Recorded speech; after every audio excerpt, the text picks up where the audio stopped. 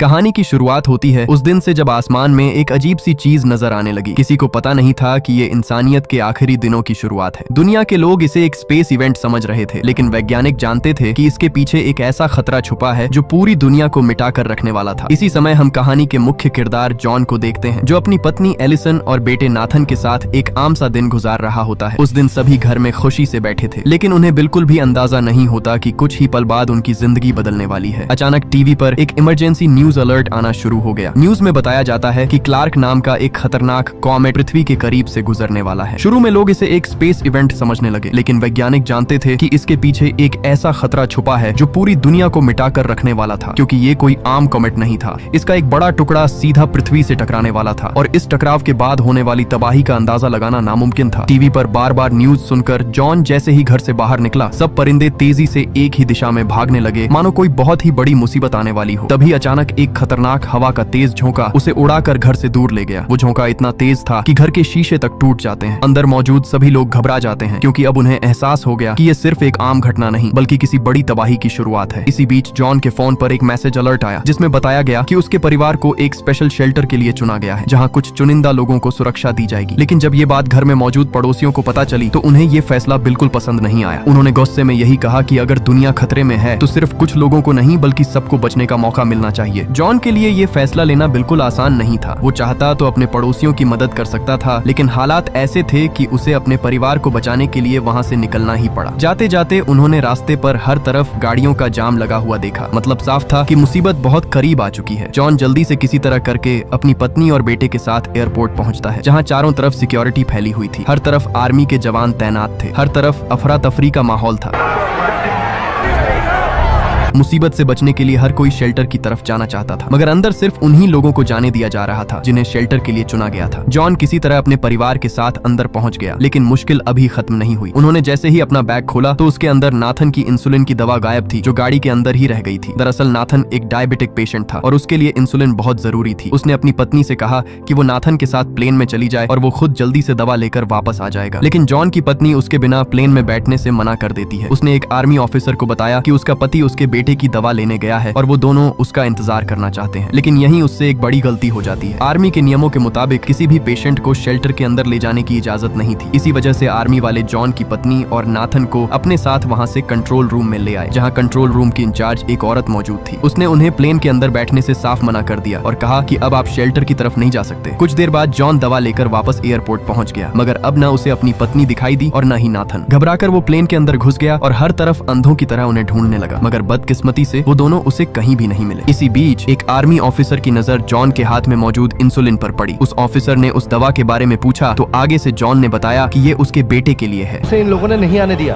कहा किसी बीमार को नहीं लेंगे। ये सुनकर जॉन के रोंगटे खड़े हो गए। वो तुरंत प्लेन से बाहर निकलने के लिए भाग पड़ा, लेकिन तब तक बहुत देर हो चुकी थी। प्लेन का दरवाजा लगभग बंद होने को था, मगर उसकी बदकिस्मती अचानक पूरे एयरपोर्ट के बाहर हालात बिगड़ने लगे। सब लोग आर्मी के कंट्रोल से बाहर हो चुके थे। लोग हर हाल में अंदर घुसना चाहते थे। सब लोग अपनी जान बचाने के चक्कर में प्लेन की तरफ दौड़ पड़े। आर्मी उन्हें रोकने की पूरी कोशिश करने लगी, लेकिन भीड़ इतनी ज्यादा थी कि किसी के लिए कुछ कर पाना मुश्किल हो गया। इसी अफरा तफरी के बीच एक गोली सीधा एक आर्मी वाले को जा लगी। उस गोली की वजह से फ्यूल के पाइप से फ्यूल लीक होने लगा और देखते ही देखते अचानक वहां आग फैल गई। कुछ ही पलों में एक प्लेन भी इस तबाही की लपेट में आ गया, जिससे एक बहुत ही बड़ा धमाका हो गया। धमाका इस कदर जोरदार था कि वहां मौजूद किसी भी शख्स को जान बचाने का मौका तक न मिला और सबके सब वहीं पर जलकर राख हो गए। उधर जॉन की पत्नी भी वहां से जान बचाकर भाग रही थी। तभी उन्होंने ये सब देख लिया। अब जॉन के लिए अपनी पत्नी और बेटे तक पहुंचना और भी मुश्किल हो गया। कोई रास्ता न देखकर उसकी पत्नी ने एक मैसेज भेज दिया कि वो दोनों अपने पिता के घर जा रहे हैं। उधर चारों तरफ लोग अपनी जान बचाकर दूसरे प्लेन की तरफ दौड़ रहे थे। इसी बीच जॉन किसी तरह अपनी जान बचाते हुए वापस अपनी गाड़ी तक आ गया, लेकिन तब तक उसकी पत्नी वहां से जा चुकी थी। उसकी पत्नी का छोड़ा गया नोट देखकर वो समझ गया कि उसका परिवार कहाँ गया है। अब उसके पास सिर्फ एक ही मकसद था, किसी भी तरह अपनी पत्नी और बेटे तक पहुंचना। उधर जॉन की पत्नी अपने बेटे की दवा लेने एक मेडिकल स्टोर में चली गई। वो वहां से कुछ दवाइयां इकट्ठा कर ही रही थी कि अचानक उस स्टोर पर गुंडों ने हमला कर दिया। एलिसन किसी तरह अपनी जान बचाते हुए वहां खड़ी एक गाड़ी में बैठ गई। सफर के दौरान जब गाड़ी वाले को पता चला कि उन दोनों को शेल्टर के लिए चुना गया था, लेकिन बेटे की मेडिकल कंडीशन की वजह से उन्हें प्लेन में जगह नहीं मिल पाई, यहीं से उस आदमी को सब समझ आ गया। वो आदमी तुरंत गाड़ी से उतरा और जबरदस्ती जॉन की पत्नी को गाड़ी से उतार कर नीचे फेंक दिया, जबकि उसके बेटे नाथन को अपने साथ लेकर वहां से चला गया। दूसरी तरफ जॉन अपने परिवार तक पहुंचने की कोशिश कर रहा था, तभी आसमान से एक और कॉमेट धरती की तरफ गिर गया। उसके गिरते ही एक भयानक तबाही मच गई। हर तरफ लोग अपनी जान बचाकर इधर उधर भागने लगे, मगर जॉन किसी तरह वहां से बच निकला। रास्ते में उसे खुशकिस्मती से आर्मी का एक ट्रक मिल गया जो कनाडा की तरफ जा रहा था। वो बिना देर किए उस ट्रक में बैठ गया। सफर के दौरान उसकी मुलाकात एक आदमी से हुई जिसने उसे एक हैरान कर देने वाली बात बताई। उसने बताया कि दुनिया भर के कुछ चुनिंदा लोगों के लिए ग्रीनलैंड में एक अंडरग्राउंड शेल्टर तैयार किया गया है, लेकिन वहाँ हर किसी को जगह नहीं मिल पाई। सिर्फ उन लोगों को चुना गया जो आने वाली तबाही के बाद नई दुनिया को दोबारा खड़ा करने में मदद कर सकते हैं। तभी हमें पता चला कि जॉन पेशे से एक आर्किटेक्ट है। इसी वजह से उसका नाम भी उन लोगों की लिस्ट में शामिल किया गया। डॉक्टर, इंजीनियर और दूसरे एक्सपर्ट्स को भी इसीलिए चुना गया ताकि अगर इंसानियत बच जाए तो वो दोबारा सब कुछ शुरू कर सकें। लेकिन ट्रक में मौजूद एक और शख्स की नजर जॉन के हाथ में बंधे ब्रेसलेट पर पड़ गई। उसे समझ आ गया कि ये ग्रीनलैंड में एंट्री का पास है। लालच में आकर वो किसी भी तरह ये ब्रेसलेट जॉन से लेना चाहता था, मगर जॉन ने उसे साफ मना कर दिया। आगे से वो शख्स उसे धमकी देने लगा, लेकिन जॉन अपनी जिद का पक्का था। उसने साफ इनकार कर दिया। इसी वजह से दोनों के बीच हाथापाई शुरू हो गई। उस हाथापाई में ट्रक का संतुलन बिगड़ गया, जिससे सब लोग ट्रक से नीचे जा गिरे। गिरते ही कुछ लोग वहीं पर मारे गए, मगर खुशकिस्मती से जॉन उस हादसे में बच गया। उधर जॉन की पत्नी एलिसन सड़क पर खड़ी सब लोगों से लिफ्ट मांगती रही, मगर किसी ने उसे मुंह तक नहीं लगाया। इसलिए वो बिना देर किए खुद पैदल ही एयरपोर्ट की तरफ दौड़ पड़ी। दूसरी तरफ जॉन की पत्नी को लिफ्ट देने वाला आदमी जॉन के बेटे को लेकर एयरपोर्ट पहुंच गया। उसका गंदा प्लान था नाथन के ब्रेसलेट का फायदा उठाकर खुद और अपनी पत्नी के साथ शेल्टर में पनाह लेना। उसने आर्मी ऑफिसर्स से झूठ बोला कि भीड़ में उनके ब्रेसलेट खो गए और ये बच्चा उनका बेटा है। पहले तो आर्मी वालों ने उसकी बात मान ली, लेकिन तभी जॉन का बेटा तुरंत बोल पड़ा, ये मेरे पेरेंट्स नहीं है। इतना सुनते ही आर्मी वालों को उन पर शक हो गया और उन्होंने तुरंत नाथन को अपने पास रख लिया। इसी बीच जॉन की पत्नी एलिसन भी आखिरकार उस एयरपोर्ट तक पहुंच जाती है। अपने बेटे को ढूंढते ढूंढते वो उस जगह पर पहुंची जहां उसके बेटे को रेस्क्यू कैंप में रखा गया था। अपने बेटे को ठीक देखकर वो सुकून का सांस लेती है। एक डॉक्टर ने उसे बताया कि अगर वो यहाँ से शेल्टर की तरफ नहीं जाना चाहती तो थोड़ी देर में एक मिलिट्री ट्रक यहाँ से कनाडा की तरफ जाने वाला है, तुम दोनों उसमें जा सकते हो। उधर जॉन भी काफी मुश्किलों के बाद कनाडा पहुंच जाता है। वो सीधा अपने ससुर के घर आ गया, लेकिन वहाँ उसकी पत्नी और बेटा मौजूद नहीं थे। इसी बेचैनी के बीच अचानक उसके फोन की घंटी बज उठी। फोन पर उसकी पत्नी ने बताया कि वो मेन रोड पर उतर चुके हैं। ये सुनते ही जॉन तुरंत उन्हें लेने निकल पड़ा। इतने दिनों बाद जब तीनों एक दूसरे से मिले तो उनके लिए वो लम्हा किसी चमत्कार से कम नहीं था, लेकिन उनके पास खुशी मनाने का समय बिल्कुल नहीं था। जॉन ने उन्हें बताया कि सबसे बड़ा कॉमेट अभी धरती से टकराया ही नहीं है, असली तबाही अभी बाकी है। इसीलिए उन्हें ग्रीनलैंड के उस अंडरग्राउंड शेल्टर तक हर हाल में पहुंचना होगा, क्योंकि बचने का बस वही एक आखिरी मौका है। एलिसन ने अपने पिता को साथ चलने के लिए कहा, मगर उन्होंने साफ मना कर दिया, क्योंकि अब उनका मरना यहीं पर तय था। इसलिए न चाहते हुए भी जॉन और उसका परिवार उस शेल्टर की तरफ निकल पड़ा। लेकिन अब दुनिया पहले जैसी नहीं रही। जैसे जैसे वो आगे बढ़ते गए, रास्ते भर आसमान से कॉमेट के छोटे छोटे टुकड़े गिरते जा रहे थे। चारों तरफ तबाही फैलती गई। जहाँ भी कॉमेट गिरते लोग वहीं पर मरते गए। रास्ते भर आसमान से गिरते कॉमेट के टुकड़े तबाही मचाते रहे। जॉन को हर हाल में आखिरी फ्लाइट पकड़नी थी। जब वो एयरपोर्ट पहुंचा तो विमान उड़ान के लिए तैयार था। कोई और रास्ता न देखकर उसने अपनी गाड़ी रनवे पर प्लेन के सामने रोक दी। जैसे ही गाड़ी प्लेन के सामने रुकी,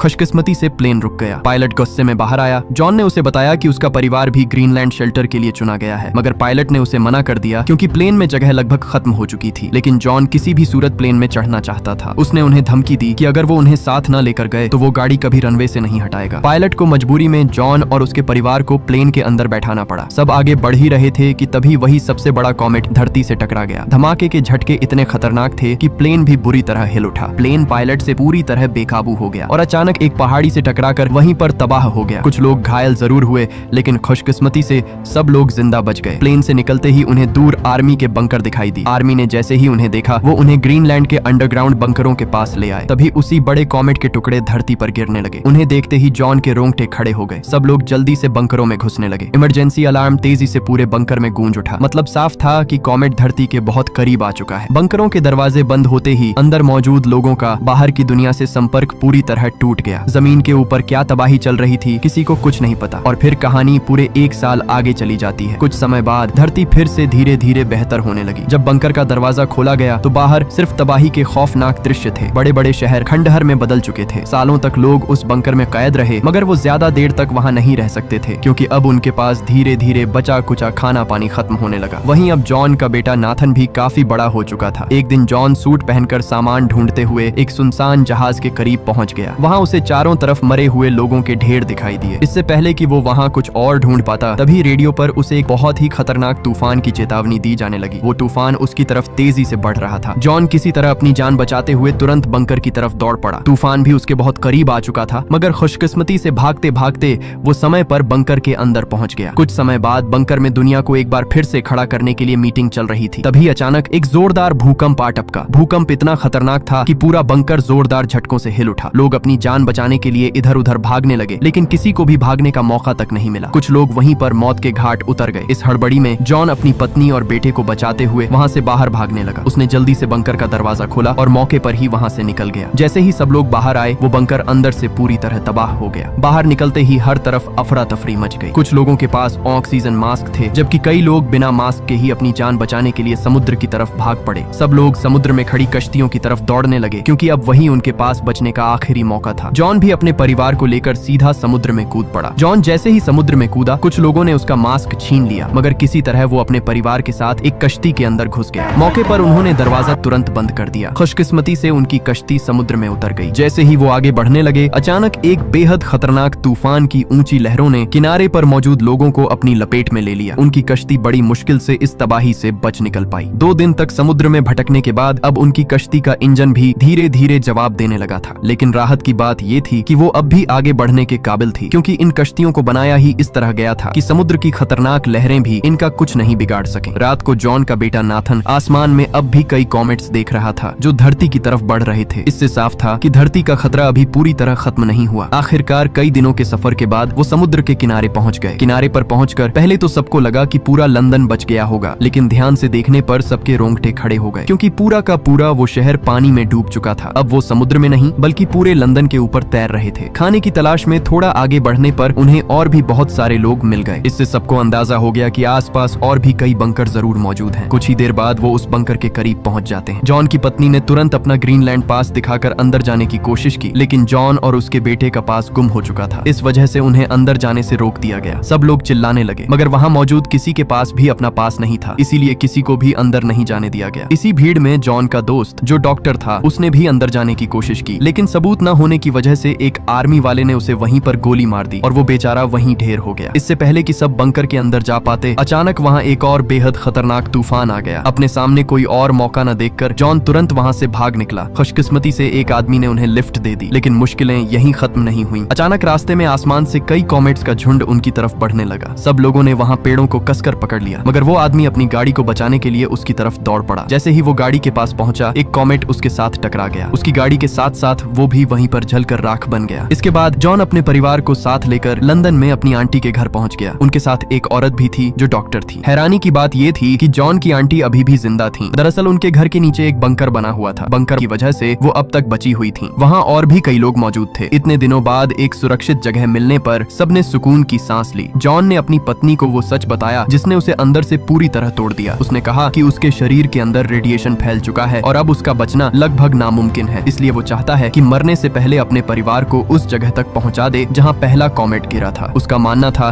कि शायद वहीं से जिंदगी दोबारा शुरू की जा सकती है। अगली सुबह सब सफर पर निकलने के लिए तैयार हो गए। जॉन की आंटी ने उसे अपनी सुरक्षा के लिए एक बंदूक भी दे दी। सफर के दौरान दिन भर सब ठीक रहा, लेकिन रात होते ही कुछ लुटेरों ने उन पर हमला कर दिया। इस हमले में उनके साथ मौजूद डॉक्टर मौके पर ही मारी गई, लेकिन जॉन ने हिम्मत नहीं हारी। वो तुरंत गाड़ी से बाहर निकला और एक के बाद एक सभी लुटेरों को मौत की नींद सुला दिया। सुबह होते ही उन्होंने डॉक्टर को दफनाया और एक बार फिर से अपने सफर की तरफ निकल पड़े। कई मुश्किलों के बाद जब वो एक जगह पहुंचे तो उनके होश उड़ गए, क्योंकि जहां सालों पहले समुद्र हुआ करता था, आज वो सूखकर पूरी तरह खत्म हो चुका था। थोड़ा आगे जाने पर उन्हें बहुत सी गाड़ियां खड़ी दिखाई दी, क्योंकि आगे से जाने का कोई रास्ता ही नहीं था। जमीन बीच से फट चुकी थी। उस जमीन को फटा देखकर उनकी रूह कांप उठी। उसे पार करने का सिर्फ एक ही रास्ता पतले से रस्से का पुल था। यहाँ न चाहते हुए भी जॉन अपने परिवार के साथ हिम्मत करके उस पर चलना शुरू कर देता है, मगर उस पुल को पार करना इतना आसान नहीं था। तेज हवाओं और हिलती हुई जमीन की वजह से उनका ये सफर और भी ज्यादा खतरनाक हो गया। कई लोग रास्ते में ही गिरकर अपनी जान गंवा बैठे, क्योंकि वहाँ की चट्टानें धीरे धीरे कमजोर पड़ने लगी थीं। मगर जॉन ने किसी तरह अपनी पत्नी और बेटे को संभालते हुए उस खाई को पार कर लिया, जबकि ज्यादातर लोग पीछे ही मारे गए। खाई के दूसरी तरफ पहुंचकर वे उस जगह की तरफ बढ़ते हैं जहां पहला कॉमेट गिरा था, लेकिन वहां पहुंचकर उन्हें कोई हरियाली या सुरक्षित जगह नजर नहीं आई। हर तरफ जली हुई जमीन थी। वहां सब कुछ तबाह हो चुका था, जिसे देखकर जॉन के होश ही उड़ गए। लेकिन इससे पहले कि वे वहां से जा पाते, तभी एक हथियारबंद आदमी उनके सामने आ गया। जॉन ने उसे अपनी सारी कहानी बताई, जिसके बाद वह उन्हें पनाह के लिए अपने घर ले गया, जहाँ और भी कई लोग मौजूद थे। उसने उन्हें बताया कि जिस जगह की तलाश में वे आए हैं वह यहीं आसपास मौजूद है और लोग उसे क्रेटर के नाम से जानते हैं। लेकिन वहां तक पहुंचना आसान नहीं है, क्योंकि रास्ते में जंग का माहौल है। जो भी वहां जाता है उसे लुटेरे वहीं पर भून डालते हैं। वहां कई खतरनाक लोग मौजूद हैं। मदद के लिए वह आदमी अपनी बेटी को उनके साथ भेजने का फैसला करता है। उसने उन्हें मैप दिखाकर कहा कि ये रास्ता सीधा तुम्हें वहां तक ले जाएगा। उसने उसे एक फोटो देकर कहा कि इसे रास्ते में आने वाली एक चेक पॉइंट पर दिखाना, फिर तुम्हें आगे जाने दिया जाएगा। अगर ये फोटो कहीं गुम हो गई तो तुम वहां कभी भी नहीं पहुंच पाओगे। इसके बाद सब लोग दोबारा से अपना सफर शुरू कर देते हैं। कुछ देर सफर करने के बाद वे एक जगह पर आकर रुक गए, लेकिन तभी अचानक वहां कुछ आर्मी वालों ने उन्हें चारों तरफ से घेर लिया और उन्हें साफ मना कर दिया कि तुम सब लोग आगे नहीं जा सकते। आगे तुम्हारे लिए बहुत ज्यादा खतरा है। आगे कुछ लुटेरों से आर्मी की जंग छिड़ी हुई है। लेकिन जब उस लड़की ने अपने बारे में बताया तब उस आर्मी वाले ने उन पर भरोसा कर लिया। वो उन्हें अपने साथ लेकर उसी जगह जाते हैं जहाँ कमांडर जोनी मौजूद था। मगर जैसे ही वो उस जगह के पास पहुंचे वहाँ हर तरफ अंधाधुंध गोलीबारी शुरू हो गई। सब गोलीबारी के बीच आगे बढ़ते गए। इस हमले में बेचारे कई मिलिट्री वाले वहीं पर ढेर होते गए। बदकिस्मती से जॉन की हालत भी धीरे धीरे बिगड़ने लगी। मतलब अब उसके पास ज्यादा समय नहीं है। वो कभी भी अपनी जान की बाजी हार सकता है। जैसे तैसे करके पूरी रात का सफर तय करने के बाद सब उस चेक पॉइंट तक पहुंच जाते हैं। लेकिन वहां जाकर उन्हें पता चला कि कमांडर जोनी एक रात पहले ही हमले में मारे जा चुके हैं। ऑफिसर ने उन्हें वापस लौटने का कहा, क्योंकि अगर वो एक मिनट भी यहाँ ठहरे तो सब के सब मारे जाएंगे। मगर जॉन ने साफ कह दिया कि वो अब यहाँ से कहीं नहीं जाएगा। अब वो हर हाल में अपने परिवार को क्रेटर तक लेकर ही जाएगा। उसने वो तस्वीर भी उसे दिखाई, मगर ऑफिसर ने उसे साफ मना कर दिया। अब उसका शरीर भी धीरे धीरे जवाब देने लगा था, क्योंकि रेडिएशन उसके शरीर में पूरी तरह फैल चुकी थी। जॉन की बात सुनकर ऑफिसर का दिल पिघल गया। उन पर दया करते हुए उसने उन्हें एक बस में बिठा दिया जो सीधा क्रेटर की तरफ जा रही होती है। जॉन और उसका परिवार एक बार फिर से अपने खतरनाक सफर पर निकल पड़े। लेकिन मंजिल तक पहुंचने से पहले ही एक और जोर का धमाका ठीक उनकी बस के सामने आ गिरा, जो किसी और ने नहीं बल्कि उन्हीं लुटेरों ने किया। उन लुटेरों ने उस बस पर पूरी तरह कब्जा कर लिया। बस के साथ जितने भी आर्मी वाले थे उन लुटेरों ने सबको मौत की नींद सुला दी। उन लुटेरों ने बस के अंदर बैठे सबको नीचे उतरने का हुक्म दिया। सब एक के बाद एक बस से उतरते गए। मगर जैसे ही जॉन की बारी आई उसने अपनी जान की परवाह किए बिना उस लुटेरे पर हमला बोल दिया। जॉन को लड़ता देख बाहर खड़े लोगों में भी हिम्मत आ गई। सबने मिलकर एक के बाद एक सब लुटेरों को वहीं पर ढेर कर डाला। उस लुटेरे को निपटाकर जॉन जैसे ही बस से बाहर निकला वो घायल था, क्योंकि उसे गोली लग चुकी थी। उसने तुरंत अपनी पत्नी से कहा कि समय बहुत कम है, इसलिए हमें तुरंत क्रेटर की तरफ जाना होगा। जैसे ही सब लोग गाड़ी में बैठे जॉन की पत्नी खुद आगे बढ़ी और जल्दी से ड्राइविंग सीट संभाली। वो सब तेजी से क्रेटर की तरफ बढ़ते जा रहे थे। थोड़ा ही आगे आने पर उनके रास्ते के सामने बहुत सारी गाड़ियां टूटी फूटी पड़ी थी, इसलिए उन्हें मजबूरन गाड़ी रोकनी पड़ी और पैदल ही पहाड़ी की तरफ निकल पड़े। पहाड़ी के ऊपर चढ़ते ही उनके सामने एक खूबसूरत वादी होती है। उनके सामने चारों तरफ हरियाली, साफ पानी और ताजा हवा थी। इतनी तबाही के बाद भी जिंदगी यहाँ अभी तक बाकी थी। ये दृश्य देखकर जॉन के चेहरे पर सुकून आ गया। उसे तसल्ली हो गई कि उसने अपने परिवार को आखिरकार एक महफूज जगह पहुंचा ही दिया। लेकिन गोली लगने की वजह से अब वो अपनी जिंदगी की आखिरी सांस ले रहा था। तभी अचानक वो वहीं पर नीचे गिर पड़ा। जॉन खुद तो इस नई दुनिया का हिस्सा न बन सका, लेकिन अपनी जान देकर उसने अपने परिवार को एक नई जिंदगी जरूर दे दी। और ये मूवी यहीं पर एंड हो जाती है। अगर ये वीडियो आपको अच्छी लगी तो इस वीडियो को लाइक और हमारे चैनल को सब्सक्राइब कीजिएगा।